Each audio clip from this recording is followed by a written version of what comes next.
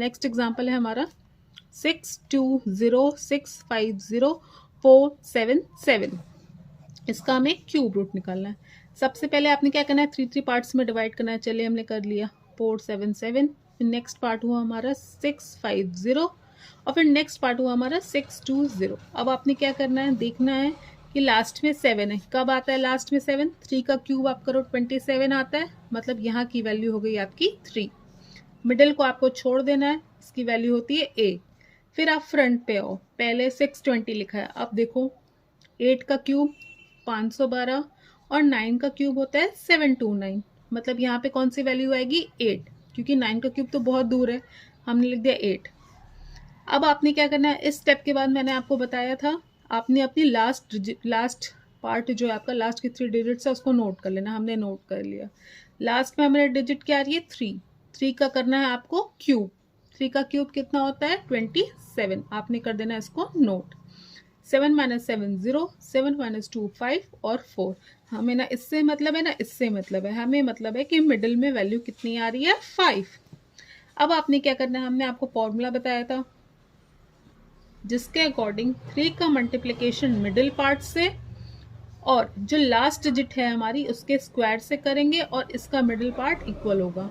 ठीक है, अब आपने करना है 3 × a। 3 का स्क्वायर होता है 9 और यहाँ पे वैल्यू हो गई 5।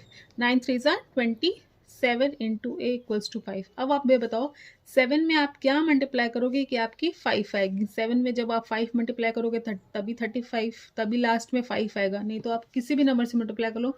7 1 ज़ा 7, 7 2 ज़ा 14, मतलब 5 आने के लिए आपको 5 से मल्टीप्लाई करना पड़ेगा।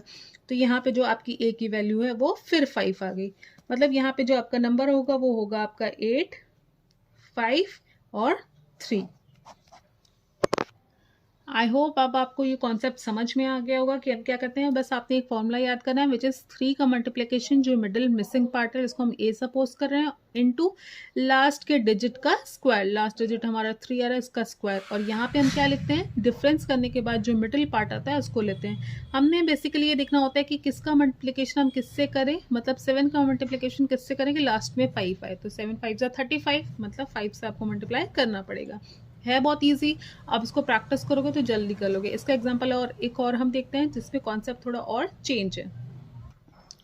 अब आप देखिए आपका नंबर है ये थोड़ा 056, आपने एक पार्ट, दूसरा पार्ट और तीसरा पार्ट। लास्ट में 6 है, किस में आता है 6 के स्क्वायर में, 6 के क्यूब में, जिसकी वैल्यू होती है 216। यहाँ पे आ गया 6, ये मिसिंग है जिसको हम लिखते हैं a। अब 201, अब आप देखो 5 का क्यूब कितना होता है, 5 का क्यूब होता है 125। 6 का क्यूब कितना होता है 216, मतलब यहाँ पे वैल्यू क्या आएगी 5। 5 a 6। नेक्स्ट स्टेप में मैंने आपको क्या बताया था, अपने अपने लास्ट के नंबर को आपने नोट कर लेना है। 056 नोट कर लिया। नेक्स्ट आपने क्या करना है, जो लास्ट डिजिट है आपकी इसका आपको क्यूब लेना है। तो 6 का क्यूब कितना होता है 216। इन दोनों को कर देना है डिफरेंस, माइनस कर देना है। आपको नेगेटिव पॉजिटिव वैल्यू से कोई मतलब नहीं है, आपको सिर्फ ये मतलब रखना है कि आपके मिडिल में क्या वैल्यू आ रही है। ठीक है, तो 6 - 6 0 और 5 - 1 4। ठीक है, आपके मिडिल में आ गई 4, आपको सिर्फ मिडिल वैल्यू से मतलब है। अब आपने फॉर्मूला अप्लाई करना है। फॉर्मूले के अकॉर्डिंग क्या होता है, 3 का मल्टीप्लिकेशन मिडिल पार्ट से और लास्ट डिजिट के स्क्वायर से, जिसकी वैल्यू यहाँ के मिडिल वाले पार्ट से आती है। अब देखो 3 × a × 6 का स्क्वायर 36 = 4। 36 3 ज़ा 108 a × 4। अब आप देखो 8 में क्या मल्टीप्लाई करोगे कि लास्ट में 4 आएगा। या तो आप देखो 8 3 ज़ा 24 होता है, या तो 8 8 ज़ा 64 होता है। मतलब दो यहाँ पे चॉइसेस है हमारी, या तो 3 हो सकता है a की वैल्यू, या तो हो सकता है a की वैल्यू 8।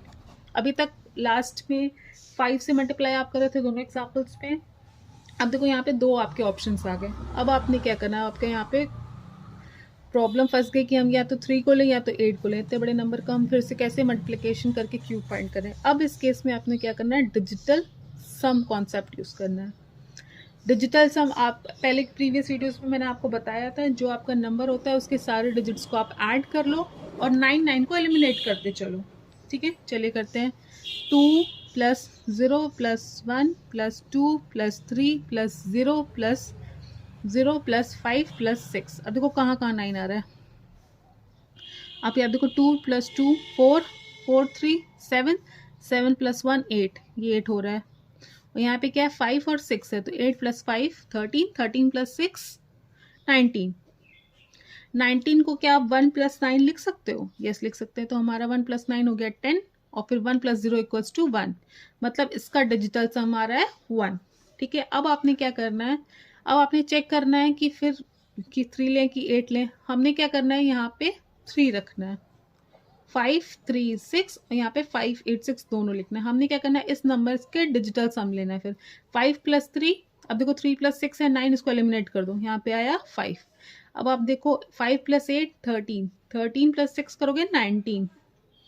अब देखो 19 में फिर 9 + 1 10, मतलब 1। ठीक है, ये तो सिंगल सिंगल नंबर है। अब इसका आप क्यूब करोगे, हमने फिर किया क्यूब, तो 5 का क्यूब होता है 125 और 1 का क्यूब होता है 1। फिर आपने इसको ऐड करना है, 5 + 2 7, 7 + 1 8, यहाँ पे आ रहा है 8 और यहाँ पे 1 का क्यूब 1 ही आ रहा है। जब ये नंबर का और ये जो आपके नंबर दिया इस नंबर का दोनों का डिजिटल सम सेम आ जाएगा, तो इस केस में हम जो जिसका सेम आएगा उस वैल्यू को हम लेंगे। तो यहाँ पे हमारे 586 की आ रही है। सबसे पहले आपने क्या करना है, इस केस में जब हमारे पास दो ऑप्शंस आते हैं, आपने अपने पूरे नंबर का डिजिटल सम निकाल लेना है। हमने यहाँ पे निकाला 19 आ रही थी, 19 का मतलब 1 + 9 विच इज 10, 10 का मतलब 1 + 1 1 + 0 जिसकी वैल्यू होती है 1। फिर आपने क्या करना है, दोनों नंबर्स को नोट डाउन करना है जो हमारे ऑप्शंस हो रहे थे, 536 586 नोट डाउन कर लिया। फिर आपने क्या करना है, इसका डिजिटल सम निकालना है, निकाल लिया। उसका फिर आपने क्यूब करना है, यहाँ पे आ रहा था 5, क्यूब किया 125, फिर इसका डिजिटल सम निकालना है। तब जाके आपको पता चलेगा कि दोनों में से किसकी वैल्यू नंबर और क्यूब के नंबर से मैच कर रही है। तो यहाँ पे भी 1 आ रहा है, 586 का भी 1 आ रहा है। That's all for today, guys. Thank you for watching. Keep sharing, keep supporting.